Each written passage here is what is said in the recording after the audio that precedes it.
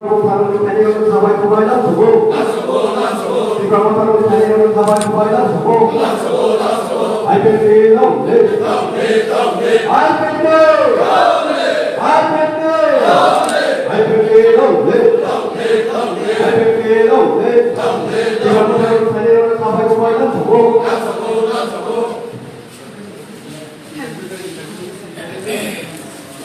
Sir কত পরিবার কত ফ্যামিলি কোন পার্টি থেকে আজকে আপনার হাতে জয়েন করছেন?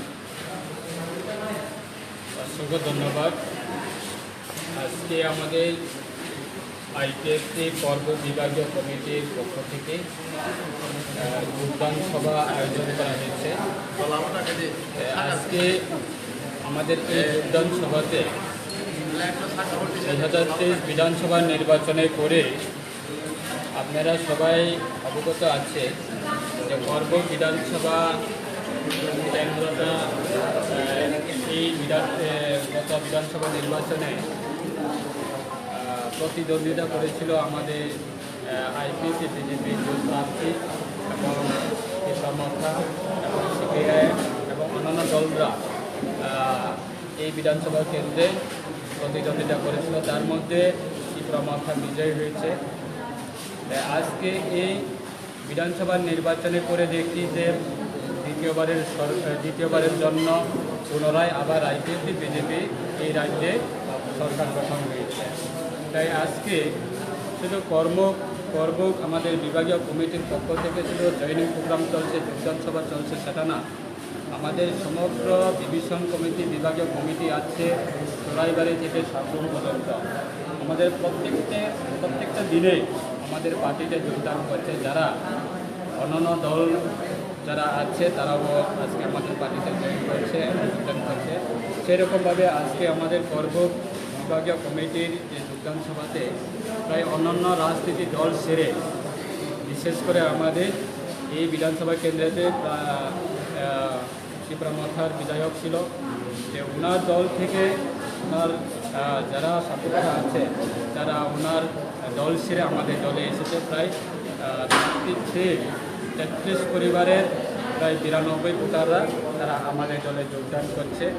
আজকে তাদেরকে আমরা আমাদের আইপিএফটি পার্টির পতাকা তাদের হাতে আমরা তুলে দিয়ে বরণ করে নিয়েছেন এবং আজকে এই যোগদান সভাতে উপস্থিত আছেন আমাদের পার্টি কার্যকারী রাজ্য কমিটির ভাইস প্রেসিডেন্ট শ্রী কৃষ্ণকান্ত জমাতিয়া এবং প্রাক্তন আমাদের মন্ত্রী বিধানসভা কেন্দ্রের বিধায়ক আমার দাদা চিত্রচরণ জমাতিয়া এবং আমাদের পার্টি আইপিএফটির সেন্ট্রাল কমিটির ভাইস প্রেসিডেন্ট রাজেন্দ্র রিয়াং এবং আইডব্লিউএফটি আমাদের মহিলা সংগঠনের রাজ্য কমিটির সভাপতি আমাদের ম্যাডাম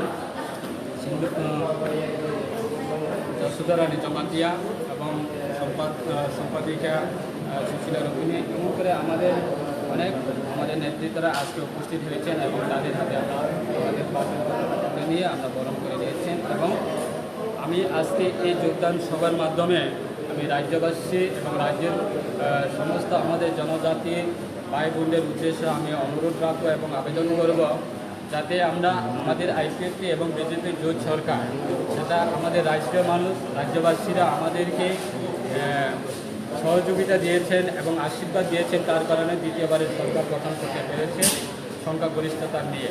তাই আজকে আমাদের এই জোট সরকারকে বেকায়দা এবং অনেক ষড়যন্ত্র করে আমাদের সরকারকে বেকায়দা করার জন্য অনেক ষড়যন্ত্র রাজনীতি দলরা ষড়যন্ত্র করছে এবং কোনো সময় দেখেছি আমরা এই রাজ্যের মধ্যে আমাদের জাতি এবং জাতি ডিবেট করে রাজনীতি করার জন্য চেষ্টা করছে এবং নির্বাচনের পরে আমরা দেখি যখন ফলাফল ঘোষণা হয় রাজ্যের এমন ভয়ঙ্কর অবস্থাতে পরিণত করার জন্য চেষ্টা করেছিল, অনেক সন্ত্রাস করেছিল।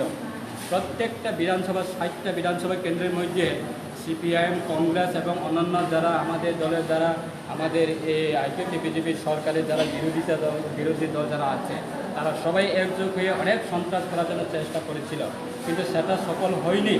কিন্তু আজকে পুনরায় আবার এই মুহূর্তে এবং বর্তমান পরিস্থিতিতে দাঁড়িয়ে আমাদের সরকারকে বেকার্য করার জন্য এবং অপপ্রচার করার জন্য অনেক ষড়যন্ত্র করার পরিকল্পনা নিয়েছে। তাই আমি সকল আমার রাজ্যবাসীর কাছে উদ্দেশ্য এবং আবেদন করব যাতে এই ষড়যন্ত্রের মধ্যে যাতে সমর্থন না করে এবং আমাদের সাধারণ ভোটারকে নিয়ে যারা বিরোধী রাজনীতি দলের যারা নেতারা আছে তারা আমাদের সাধারণ মানুষকে নিয়ে রাজনীতি খেলে এবং সাধারণ মানুষকে উস্কানি দেয় এবং সাধারণ মানুষকে বিভ্রান্ত করে সেই জায়গাতে যাতে সতর্ক থাকে আমি সকলের কাছে আমার আবেদন করব।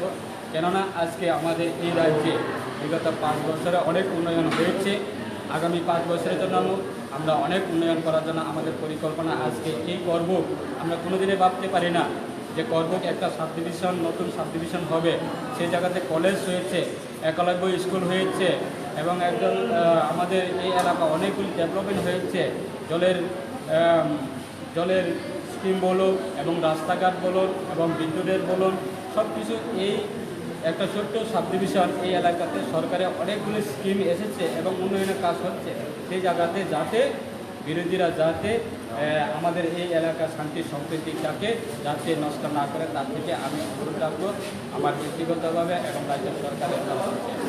আগামী দিনে কোনো এইরকমভাবে আমাদের মধ্যে ডিবেট রাজনীতি করে কোনো দিনে নিজের দলের মধ্যে সাধারণ মানুষকে জড়িয়ে রাখতে পারবে না, সেটা পরিষ্কার হয়ে গেছে।